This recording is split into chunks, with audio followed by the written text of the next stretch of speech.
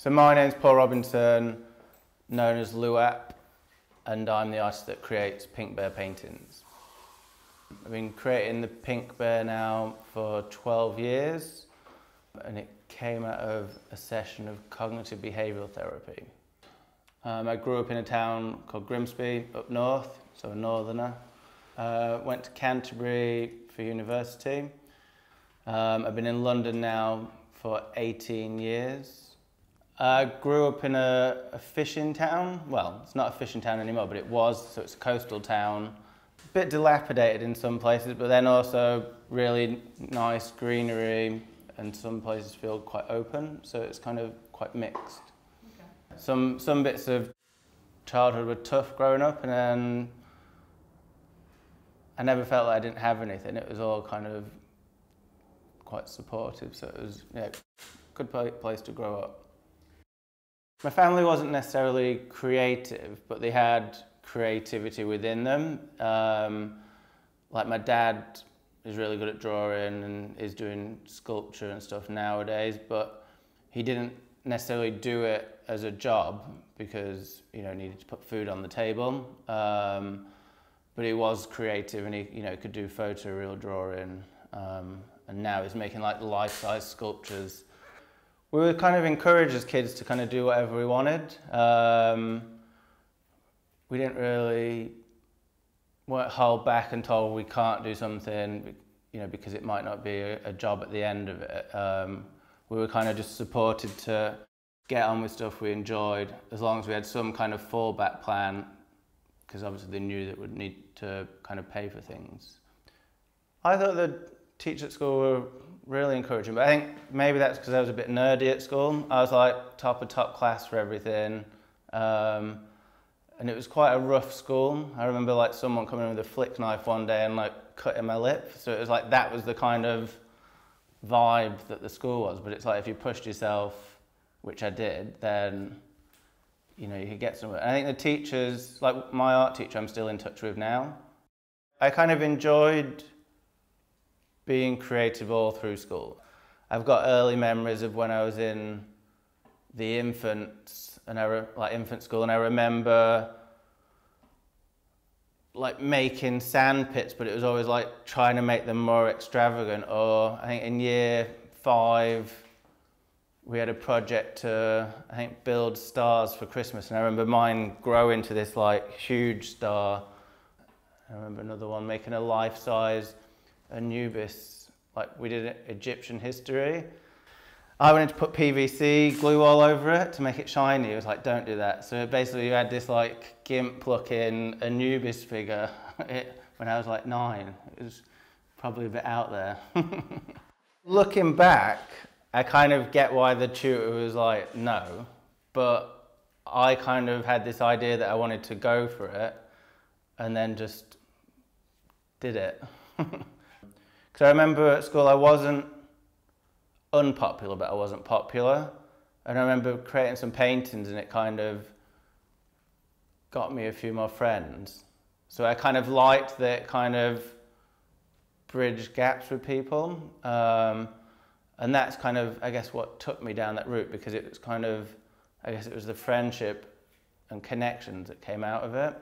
And I think that continued all through school. That, like, one of my friends from year 3 was actually the toughest kid in school that everybody didn't get on with, but because we both could draw, we kind of never really had any problems. And he actually got in touch in lockdown, which was quite interesting.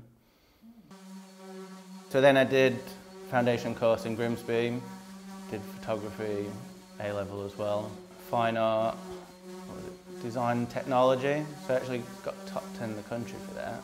And then went and did a foundation course. I was kind of umming whether to do product design or fine art. They felt kind of very separate, but chose fine art because it felt more open. And then went to Canterbury and did my degree in fine art. I don't know if there is a starting point to being an artist. Like I think that's a question that I'm asked quite a lot, like when did you become an artist? And I think I always say I have always been an artist since a kid, but I don't know if there's a definitive point, because I think to become an artist is actually one of the toughest careers there is to do, I think. It's like most other careers, there's a career path, and it's like if you do this, then you do this, then, you know, and it's always progressing and it's always going up. Whereas I think the art world's quite a funny place to navigate. And it's like when I graduated, I wasn't like the most social and didn't go to events and found it hard to talk to people. So I think that's how most people kind of connect and get exhibition. It's through networking. And I always kind of thought, oh, if I produce good work in my studio, then eventually it'll get discovered. But how is it going to get discovered if you don't speak to anyone? So I think it's like over a period of like 10 years maybe, it's like slowly I kind of learnt more about myself and did like some therapy and coaching on how to kind of speak to people a bit better. And then that kind of, I guess, helped me expand. And I think it's from there that I started having exhibitions and group shows and galleries and stuff like that. But basically one of the things was like, it's called dissociative disorder, and it's like the more I'd speak, I'd kind of disconnect from myself. And I used to find when I'd talk to people, I'd kind of disconnect, but it wasn't disconnecting from them, it was disconnecting within myself, which meant I didn't really enjoy speaking to people. So then when I did this therapy, it kind of helped kind of bring that back together, which meant it was easier to communicate with people. And then I kind of also did it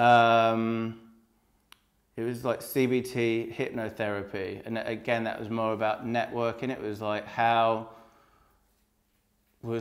going through how to actually talk to people, and that was kind of almost like put in me whilst under hypnosis.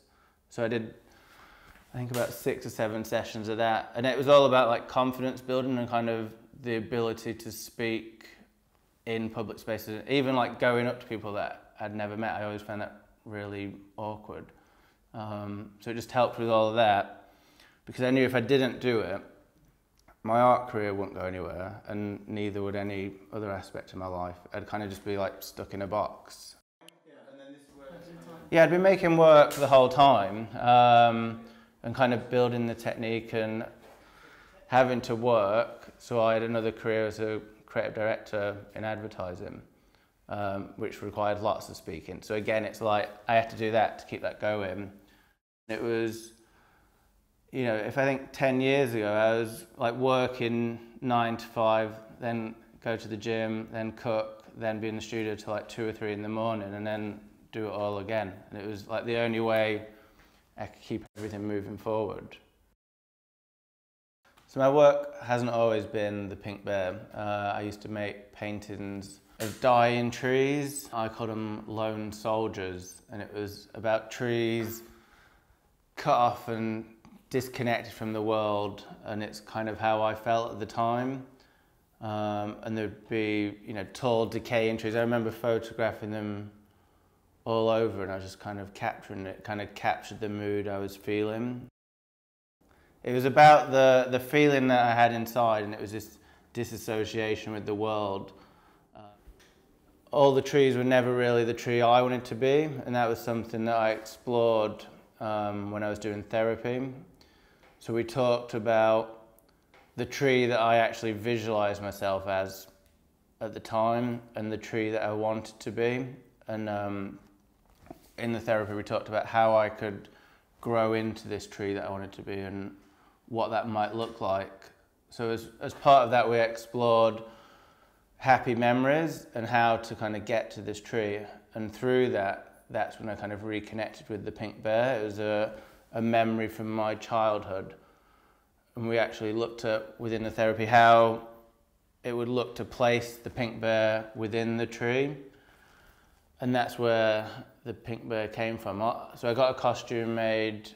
It was kind of £100. It wasn't anything special. It was quite lo-fi. And went out and did a photo shoot in Epping Forest. And from that, that's where I created the first pink bear painting.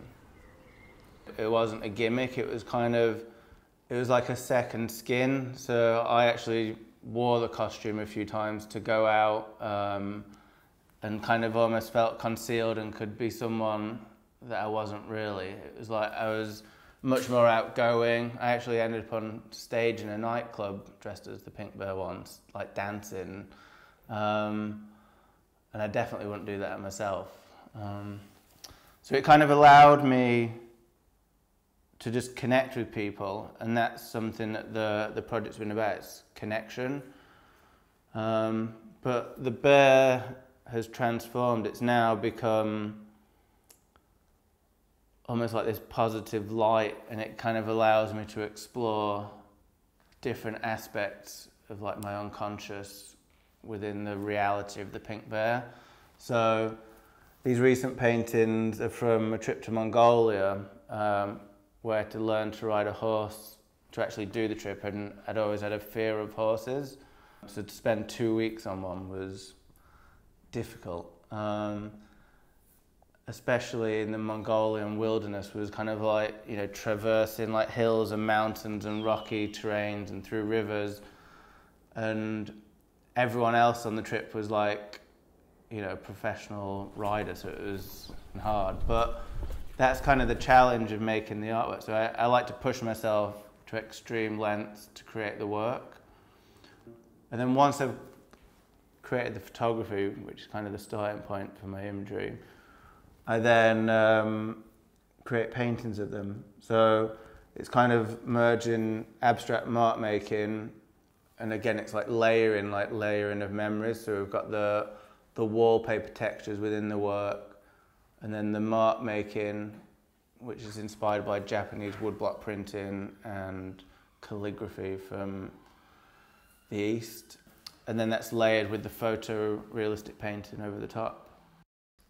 One thing I found with the Pink Bear is the connection that people have with it. And that's whether it's in the real world. It's like I've been at the top of the mountain and got the Pink Bear out to kind of take these photos, and it's like seeing people smile is just, it's an amazing experience. Same like when we've been in remote villages, it's just, you know, this connection people have. People want to hug the bear because I think it represents something pure.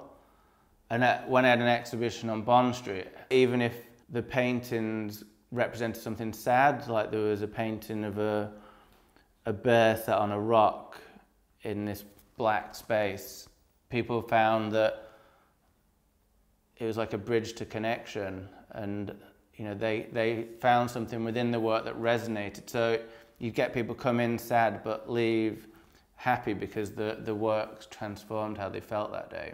And then I'm currently working on a painting that explores that in a kind of deeper way, this connection between people and their memories, and using the bear as a vehicle to explore that.